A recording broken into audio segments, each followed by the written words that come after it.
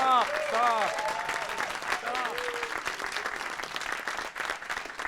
Thank you very much. Thank you very much, Los Angeles, for having me back. It's so good to be back in LA. See how you don't give a crap? That's how I know I'm back. Thank you. It's been a long 14 years. It's good to be back here in Los Angeles. But we'll get back to that later. Let's start from the beginning. First of all, my name, Jim, Lauletta. Lauletta, I have realized, is actually Italian for who? Hi, it's Jim Lauletta. Can I get booked at the who? So, yeah, that's a true story. Anyway, I've been doing stand-up comedy professionally for 25 years. And it's refreshing to see people laugh with my pain turn inside out.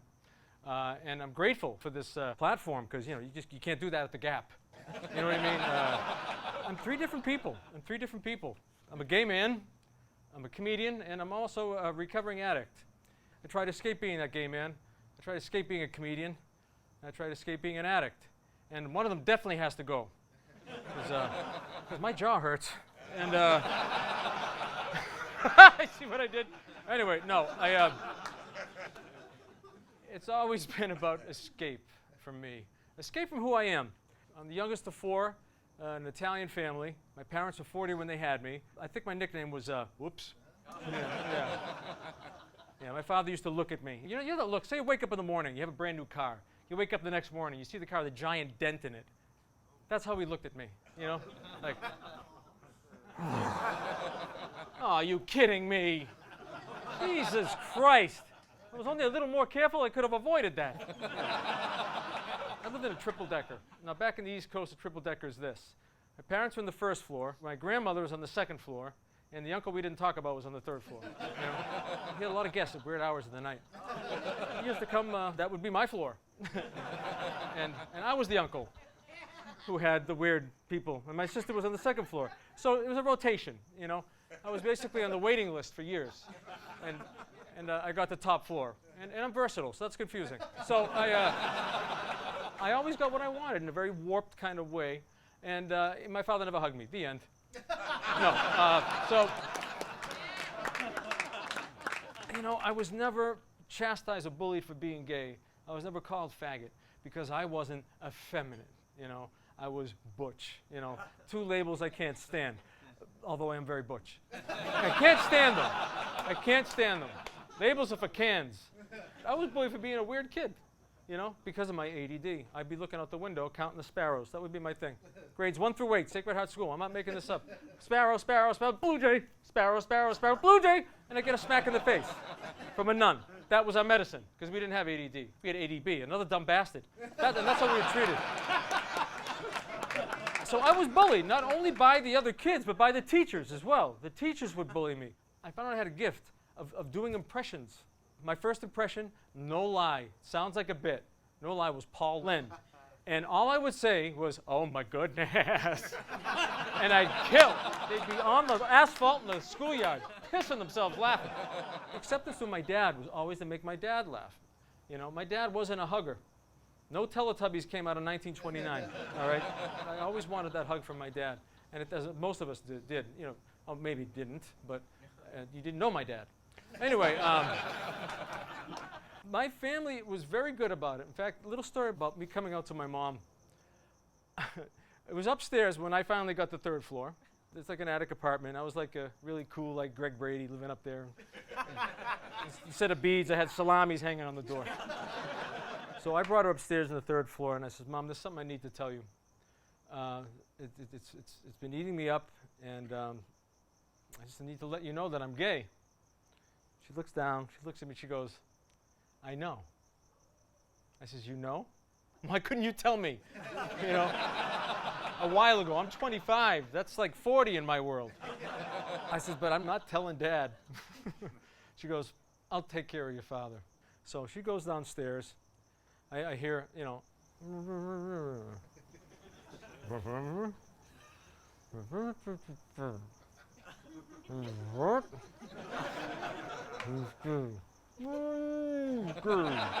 Hear door open, close. Goes down the basement, starts sawing wood. Found the butchest thing he could do. He started chopping wood. But my father never treated me differently. See, Italians, this is how we cope. We either eat Oh, we bust balls, right? Me, I eat balls. I combine it. But my dad. See what I did there? And my dad used to joke about it, you know? He'd joke about it. And that made me feel loved, that he accepted me as his son being a gay man. And every partner, you know, boyfriend or trick I had over the house, he was very cordial to. And in fact, he called one of them number 78. It was a good week. Getting our balls busted in an Italian family meant you were loved. And this one particular Thanksgiving, my father loved me a lot. I was eating cucumber salad, and I ate and I choked on a piece of the cucumber. And I choked it up. My dad says, cucumber, perfect vegetable for you to choke on. Right. I said, oh yeah, if it wasn't sliced, I wouldn't have choked on it. And that's a true story. That's how we coped, my dad and I, through humor. The only attention I got from my dad was through humor. But his ha ha ha was hug hug hug, you know. His chuckle chuckle chuckle was I love you, I love you, I love you. But I still wanted more. That's where the addict comes in. The charter bus after school, all the seniors would be smoking weed, and they'd make you have a cigarette. They'd make the freshmen have a cigarette. I'd come home stinking like cigarettes and weed. And my mother would say, how was your day at school? I don't know, I'm hungry. You know, and I would eat. I still didn't know what I wanted to be, what I wanted to do, and who I wanted to do. You know, I didn't know what the hell was going on with me. I played with a band for a little bit, a bunch of guys from high school. It was a good distraction. And then it occurred to me, I want to be a cop. I want to be a state trooper. Because I hate scumbags, you know. I got accepted to the academy. At the same time, I get my first open mic night. December 26, 1988. I crush it. I'm addicted to stand-up comedy.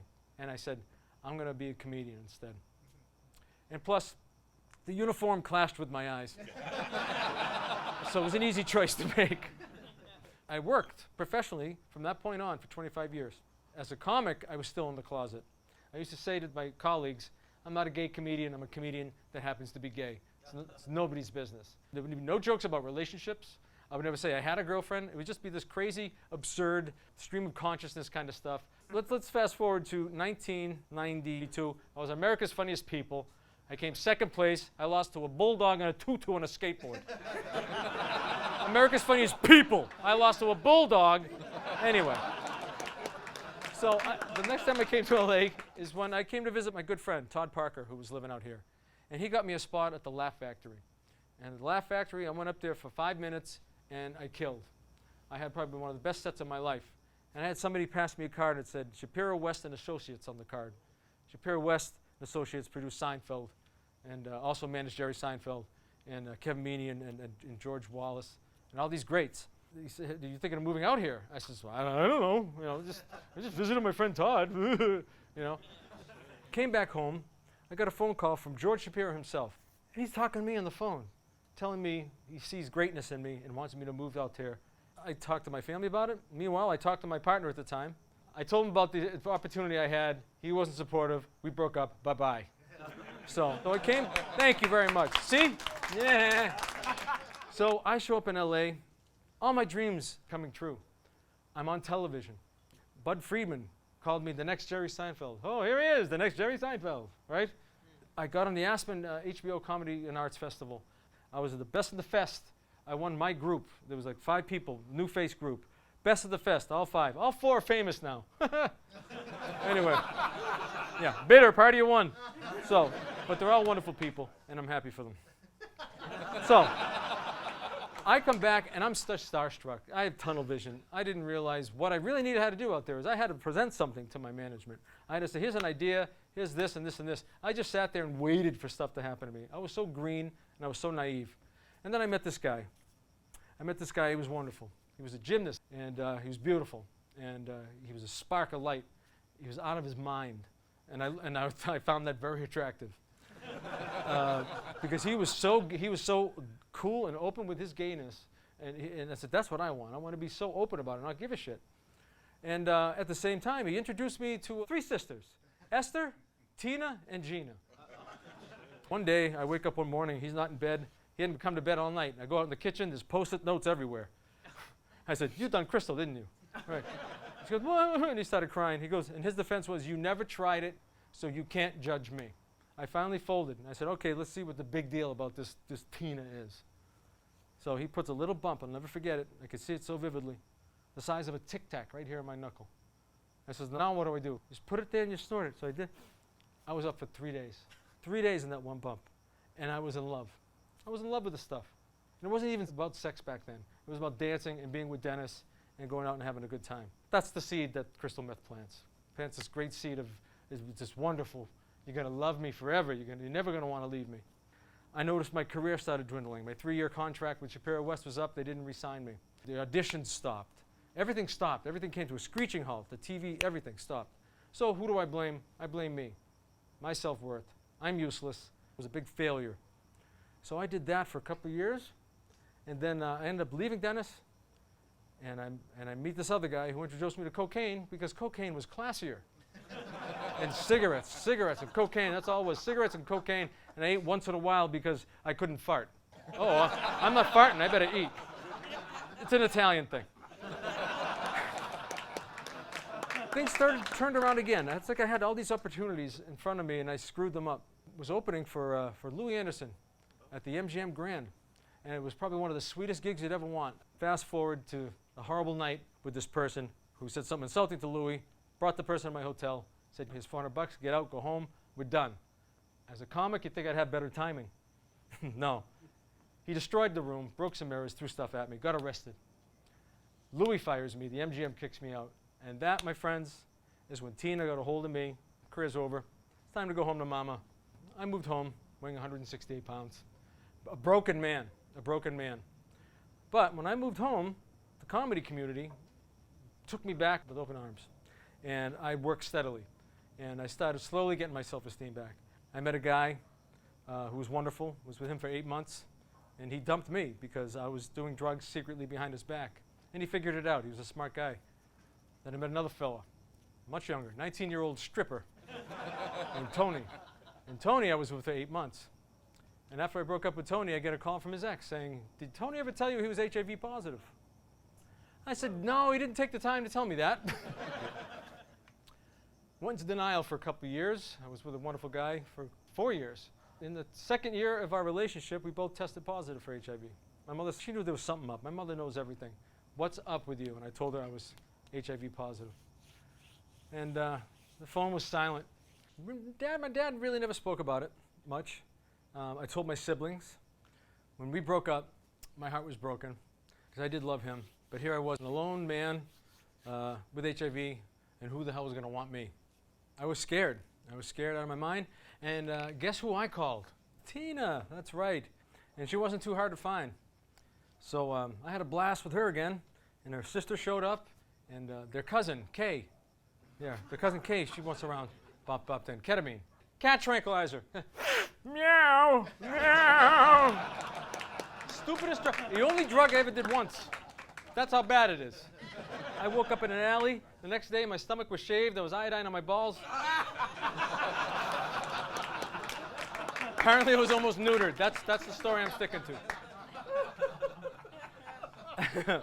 I do so many drugs that I finally realized I need some kind of help. But I still didn't admit that I was an addict. I was depressed. That's what I would say. So I told my parents I'm going somewhere where they help depressed people. One thing I did figure out, though, a little too late, of course, that outpatient programs is not a dating service. And that's where I met Satan. And this guy, oh boy, took me for a ride. We were both clean. We were both going to meetings. He got extraordinarily physically abusive with me. And the third floor. I went out on the run in 2007. May 6th, I almost died. I had not eaten for 5 days. I had not slept for 5 days. I was dehydrated severely. And I was in the bathtub on the third floor, back in Rosendale. My eyes open, looking at the skylight, everything going black with my eyes open. My sister comes home from work for some reason. She saw the bathtub water running down the stairs, cascading like a waterfall, and sees her baby brother in the tub, skinny, this close to death. My mother did what she had to do. See, the first time when my mother found out that I was doing drugs, she said, if I ever find out you doing drugs again, I will come down on you like a hammer. And I've never heard her speak to me that way. And she meant it. I'm on the gurney.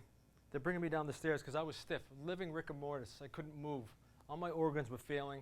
Every muscle in my body had cramped up. my mother looks at me and says to me, "What happened to my golden boy?"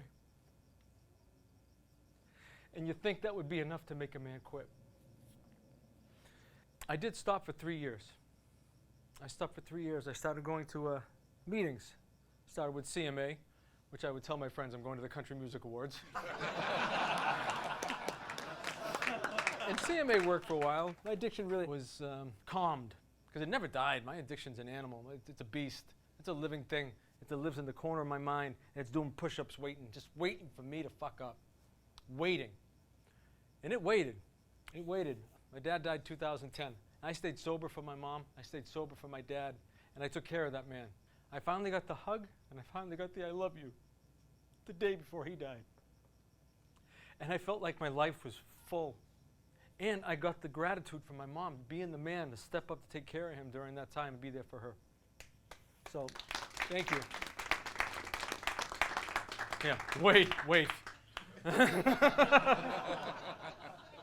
We decided to have a family meeting and kind of convinced my mom it's time to move out of that house. The house has served its purpose. It's raised 4 generations of crazy Italian people. It's done its job. We bought a house in a town called South Attleboro. Beautiful house. She hated it. She hated this house. She was depressed since my dad died. She was smoking. And she called the place a glorified chicken coop. 5 months later, after we move in, she gets diagnosed with cancer. There was some hope, you know. There was hope. It's only stage 1. She'll be around for a while. She's 82. She's strong as an ox. She'll be fine. After Christmas, she tells us it's actually stage 4. And she doesn't want treatment. And that's when I lost it. My addiction woke up, kicked the doors open, and I was off and running again. I used off and on while taking care of her. The whole time trying to put this facade that I was fine and I was strong. The only reason I stuck around so much was I was using so I couldn't feel. I escaped the fact that my mom is going to be gone within months.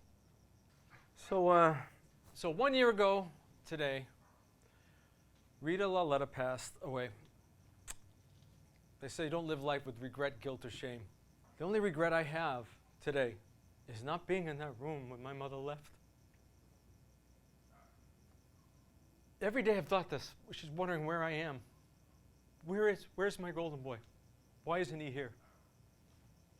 Because I wanted to escape from the truth that my mom was leaving me, and I wasn't ready. Well, let me tell you something. I'm not the man I was a year ago.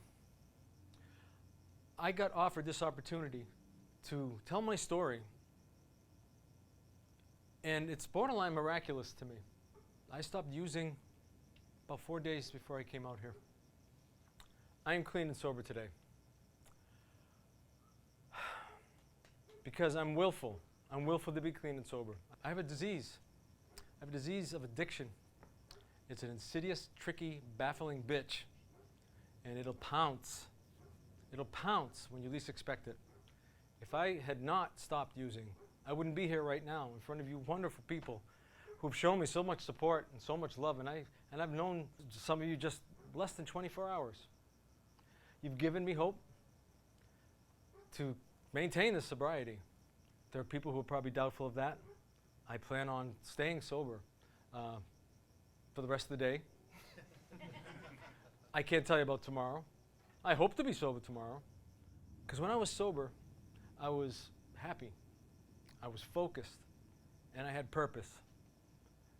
I had purpose. I'm done trying to escape from being the gay guy. I'm done trying to escape from being the addict. And I'm damn not done escape being the comedian, because you know what? We need live comedy. Here's my prescription for happiness, all right? Well, stay away from meth, that's a given. Pick up the phone before you pick up a needle. Watch comedy, whether it's cartoons, whether it's stand-up, see live comedy. You need to support live comedy, because you want to know why? You don't want me in your workforce. Trust me. You guys have been wonderful. Thank you. Thank you. This is dedicated to my mom. To my mom. I love you, Mom. Thank you.